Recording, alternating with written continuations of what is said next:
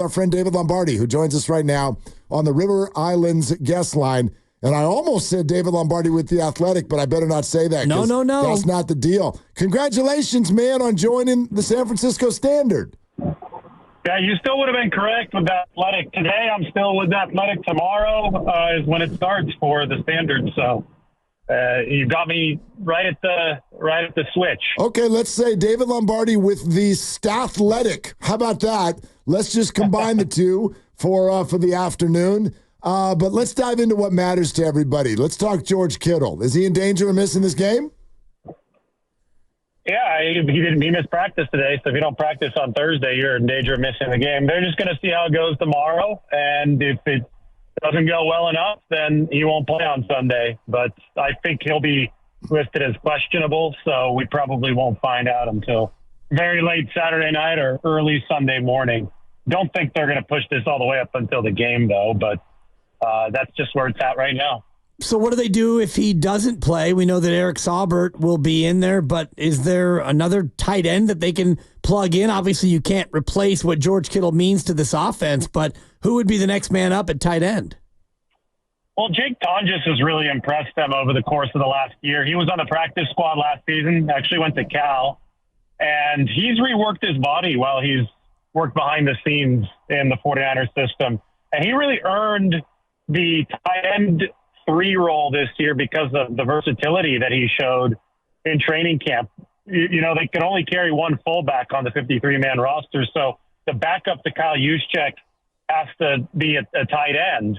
And Kyle Juszczyk is tasked with making some really, really difficult blocks for the 49ers. And Jake Tonjes was the best candidate for that backup fullback spot. So he earned a spot as a tight end, and I think it's a testament to all the work that he's put in physically for the 49ers. They also have Braden Willis, who's on the practice squad. He was on the 53 last year, saw some significant playing time, so they'll probably call him up if they need to do that. But I think that the new name that people should pay attention to is Jake Tonjes.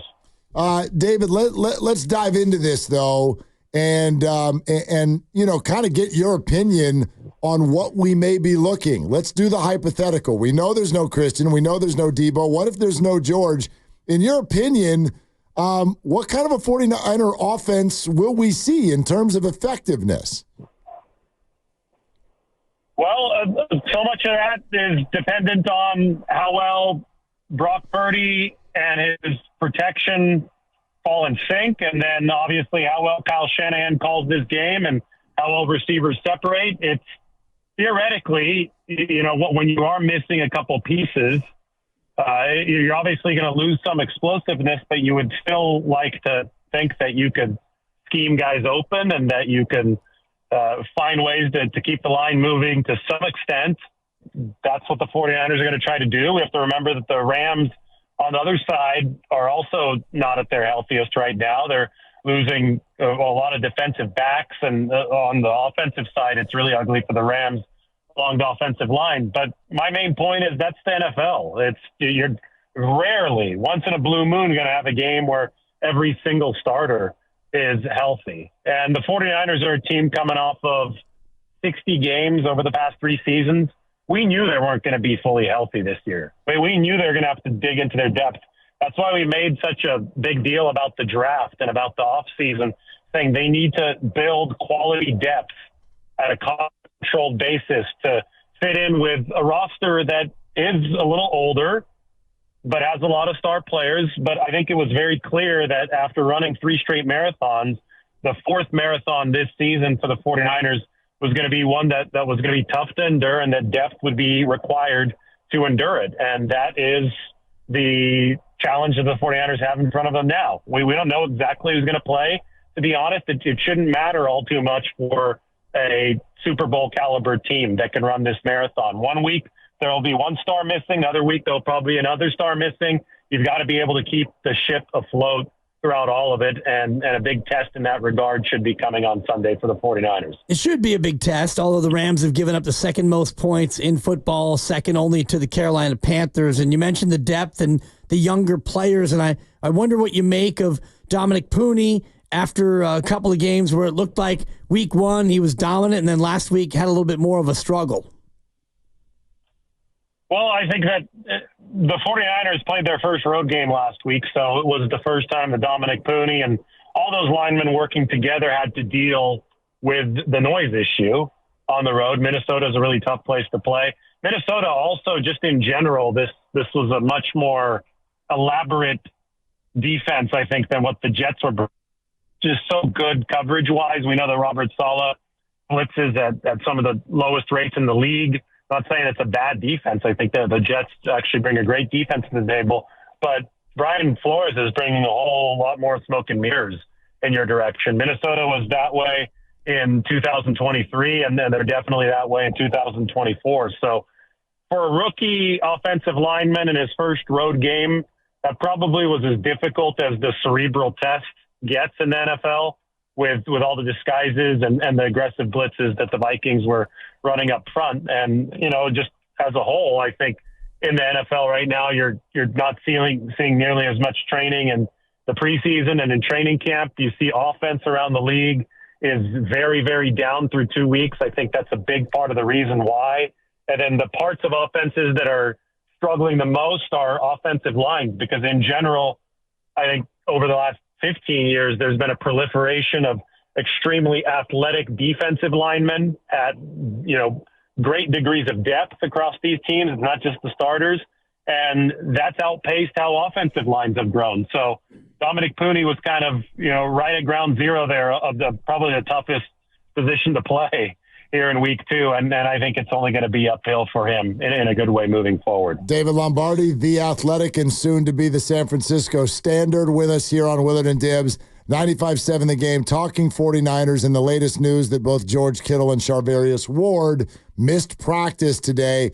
Add that in to all of the other injury news. I did see this, and obviously, David, there have been and will continue to be a lot of eyes on Brandon Aiyuk. But for a lot of us, we just look at the stats and we go, hey, that's not that great. Kyle Shanahan was quoted this week as saying, well, if you look at the way he ran his routes and the way he blocked, he actually had a hell of a game. Would you help our listeners take a deep dive on how Brandon is actually playing so far this year? Well, first, Kyle Shanahan, he's the CEO of sorts of the team, and he's got to make sure that his players stay motivated, and he knows each player better than we do. So I think that what he says about each guy, especially given the context of some of the criticism that we're hearing in the media for somebody like Brandon Aiyuk. So I think what Kyle Shanahan says is important, because it's always going to be geared toward getting that player in the best headspace possible. Because this, especially in the age of social media, everything comes back, and the player is going to be able to probably hear every single word that his coach says. That being said, it's a production game at the end of the day, and Brandon Aiyuk is not being paid to run good routes, or just to run good routes and just to do stuff right behind the scenes. He's being paid to put up numbers for the 49ers. He put up numbers last year. He led the NFL in yards per completion. They obviously were, to at least some degree, disjointed in the game on Sunday offensively, where they were putting up some yards, but they weren't putting up the points. And that all came under the backdrop of missing Christian McCaffrey. And when you look at the efficiency numbers for the offense, Brandon Aiyuk was a shadow of his efficiency from last season. So that's just the truth of the matter.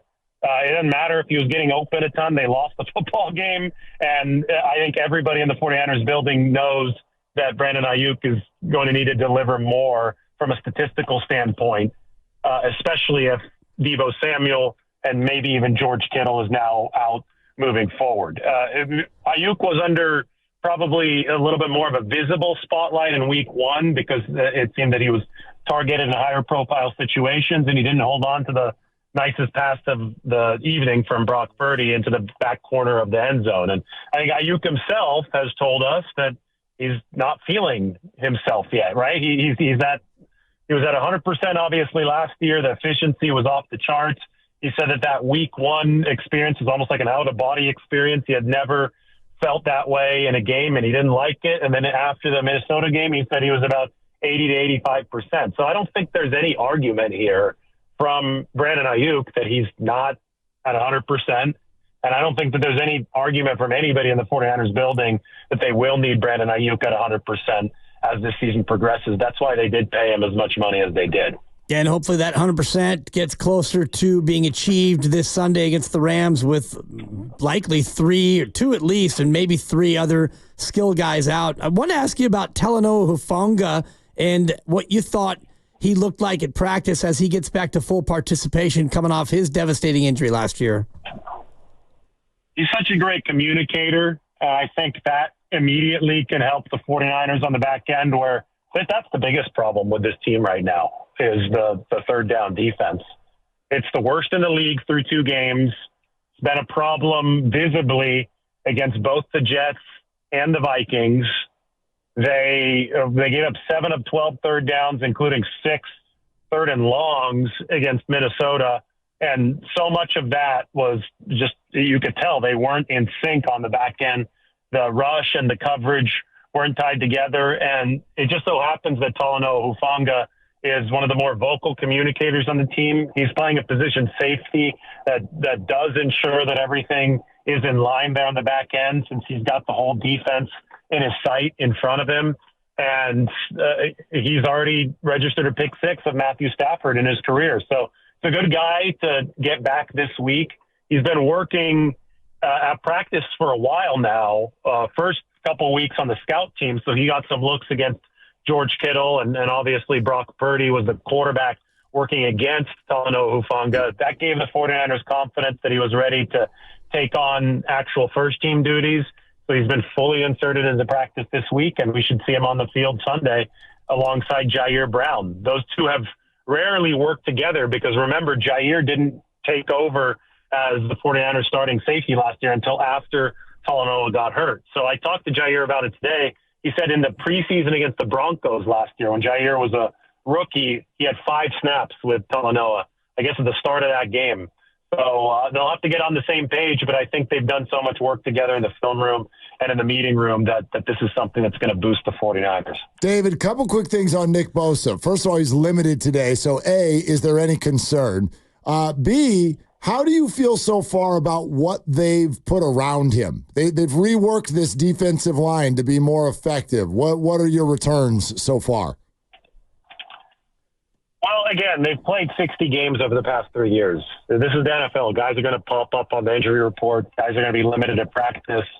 I'm telling you, if fans start stressing out about every single one of these reports, they're not going to make it through to the end of this. So it's going to be important to have an even keel about the injury report. And, I've already seen it on social media. Every single little detail is the end of the world. And quite frankly, it's not. There's a reason why the 49ers needed to insulate the depth, and it's because stuff like this is going to become commonplace. It just is a reality of a marathon sport where guys are playing a lot of games. So I don't think there's major concern about Nick Bosa right now. As far as insulating the rest of the line, well, look at who they brought in on the other side. Leonard Floyd has not missed a single game in 110 games.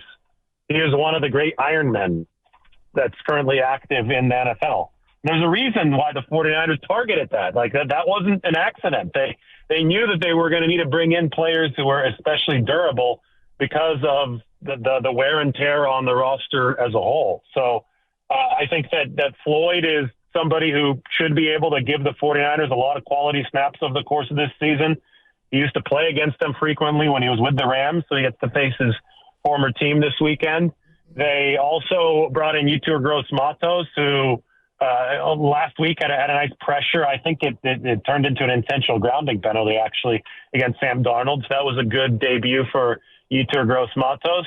And they also have brought in new interior defensive linemen with Jordan Elliott on the inside for the 49ers coming from the Browns. He's a guy that they're looking at as a run stopper. Was a good run stopper for Cleveland last year. And I'll tell you what, the run stopping is going to need to be a whole lot better than it was against Minnesota. I thought they did well against the Jets. I don't think they were great against the Vikings. So we'll see if Malik Collins and Jordan Elliott and that entire defensive line, just like the O-line and just like the offense, it all works together as a unit. They're going to have to be on the same page because I think the Rams' only chance in this game is if they run the football a little bit with Kyron Williams. Their offensive line is so beleaguered right now and has been performing so poorly that without a run game, it's really hard to see LA being able to move the ball better than last week, and they didn't move the ball well at all last week against the Cardinals. All right, David, thank you for coming on. And first day at the new gig tomorrow, right? So is this the day you have to, it's all awkward and you have to borrow someone else's key card to go to the bathroom and all that stuff? They gave me my key card, so we're good. Okay. And thankfully, I'm at the 49ers facility most of these days, and I think they already know me there. So we'll be good. That's the one great thing about this. You change jobs, but you're doing the same thing. You're still covering the 49ers. Just make sure you send your story to the right editor, and everything will be fine. All right. Yeah, sounds good. I'm getting. It's one of those things that you talk to rookies in the building, and they're like, everything is new, but I'm still playing football. I'll be a rookie again tomorrow. So hopefully the performance stays good. Hopefully it's not too long of a learning period. And tell Tim Kawakami to stop following you around from job to job. It might be the other way around, but I'll let him know. Okay, let him know. Thanks, Dave. And congratulations again. Yeah, thank you guys. I appreciate it. Right on, Dave.